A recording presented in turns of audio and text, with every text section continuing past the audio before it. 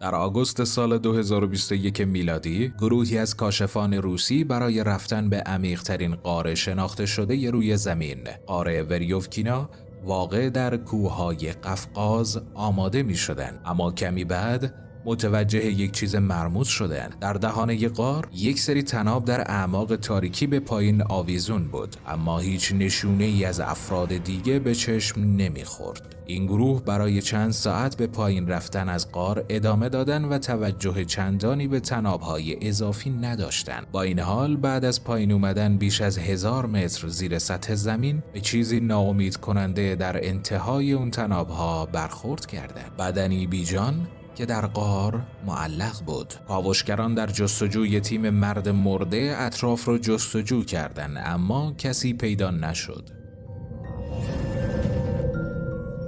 این مرد مرموز چه کسی بود؟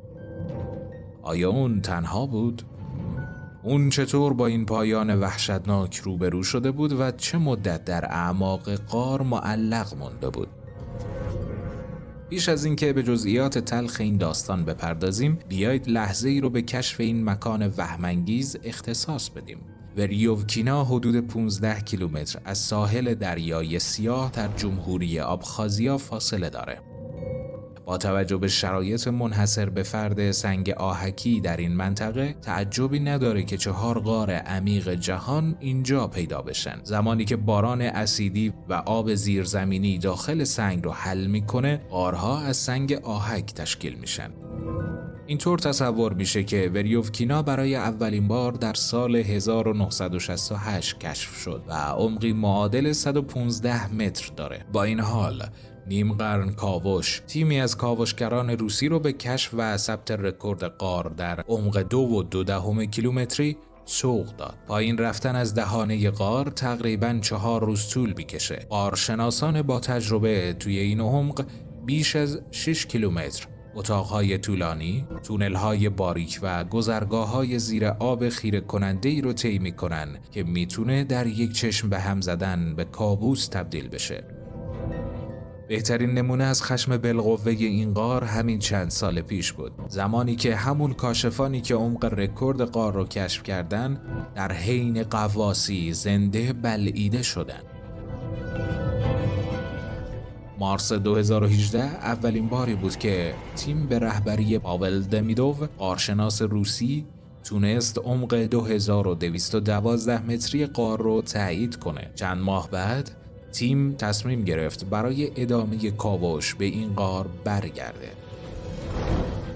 این بار رابیشون، عکاس بریتانیایی از نشنال جئوگرافیک و دستیارش جف وید برای مستندسازی به این تیم پیوستند. در طول 4 روز طاقت فرسا اونها از میان چاه‌های باریک پایین رفتن، خودشون رو از بین دودکش‌ها و شکاف‌های بسیار تنگ عبور دادن و تجهیزات خودشون رو از بین دریاچه‌های زیرزمینی گل‌آلود رد کردن. مقصد نهایی اونها عمیق‌ترین نقطه غار بود.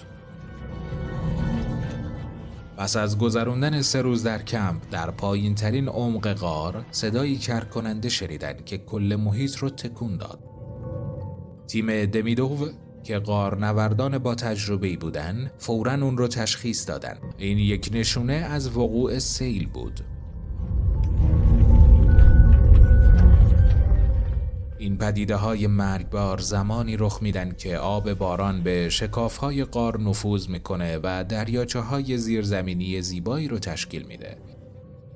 اما زمانی که فشار به دیوارهای سنگی وارد میشه، باعث ایجاد سیل‌های ناگهانی و مرگبار در داخل اتاقک‌ها میشه.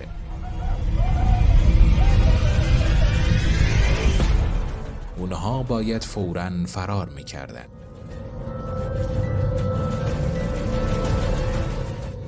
رابی، عکاس این تیم، زمان رو تلف نکرد و با عجله به سمت طناب‌های عمودی رفت و $10,000 تجهیزات عکاسی رو پشت سرش جا گذاشت. همونطور که اون شروع به بالا رفتن از طناب‌ها کرد، موج آب از دیوار بلند شد و با چنان قدرتی اون رو خیس کرد که فکر کرد ممکنه گردنش بشکنه، اما اون به راه خودش ادامه داد.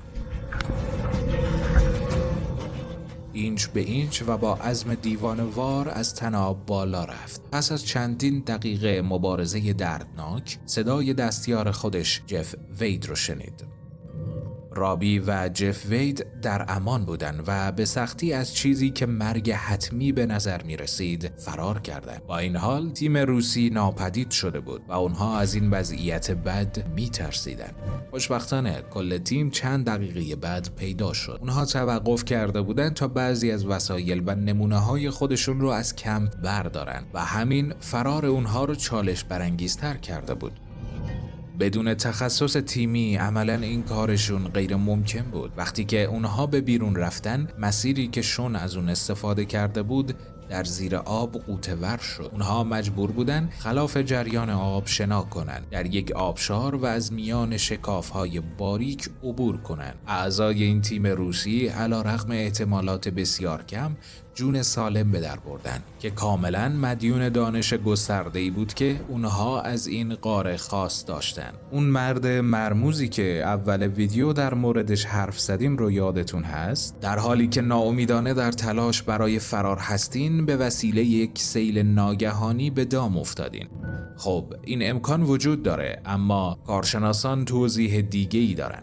بیایید با کشف هویت این مرد شروع کنیم. با کشف جسد اون، کاوشگران تلفن همراه اون رو پیدا کردن. پس از تجزیه و تحلیل عکس‌های ذخیره شده در تلفن همراه این مرد، مقامات اون رو به نام سرگئی کوزیف، 37 ساله از علاقه‌مندان به ورزش و کاشف روسی که 9 ماه قبل توی منطقه ناپدید شده بود، شناسایی کردند. به گفته سایر کارشناسان روسی که با غار وریوفکینا آشنا بودن، کوزیوف ممکنه در حالی که از طناب آویزون شده بود سقوط کرده و مرگ نابهنگام داشته، چون کسی در اطراف نبوده تا به اون کمک کنه. با این حال اوگنی استنکوف از اتحادیه غارنوردان فکر میکنه که سرما ممکنه علت نهایی مرگ کوزیف باشه. دمای این غار -4 درجه سانتیگراد ثابته که همراه با رطوبت اون در صورت به همراه نداشتن تجهیزات مناسب میتونه در عرض 30 دقیقه باعث سرمازدگی بشه. متاسفانه کوزیف 2 اشتباه مهم مرتکب شد. یک اینکه به تنهایی به یکی از چالش برانگیزترین غارهای سیاره زمین رفت و 2 اینکه تجهیزات لازم رو برای نجات از هر گونه مشکلی که در داخل غار منتظرش بود رو به همراه نداشت. اگه تا به حال به کاوش در اعماق غار فکر کردین، از متخصصان در مورد نوع تجهیزاتی که نیاز دارین مشاوره بگیرین و با غارنوردان با تجربه‌ای که اون غار رو به خوبی میشناسن همکاری کنین. انجام چنین ماجراجویی بدون آمادگی مناسب میتونه به قیمت جون شما تموم بشه. به همراه داشتن مقدار زیادی غذا هم ایده خوبیه، چون هرگز نمیدونید که چه مدت ممکنه در داخل غار گیر بیافتید. در سال 2018 یک تیم فوتبال نوجوانان در غاری در تایلند اعزام شدند که در اثر سیل ناگهانی به دام افتادند و خروج دلخراش اونها برای 2 هفته طول کشید. آیا میخواید بدونید اونها چطور نجات پیدا کردن؟ به این فکر کنید که در شرایط دشوار چطور میشه زنده موند. برای حمایت از لنز پلاس لطفاً ویدیوها رو لایک و کانال رو سابسکرایب کنید و همینطور نظرات خودتون رو در مورد ویدیوها به اشتراک بذارید.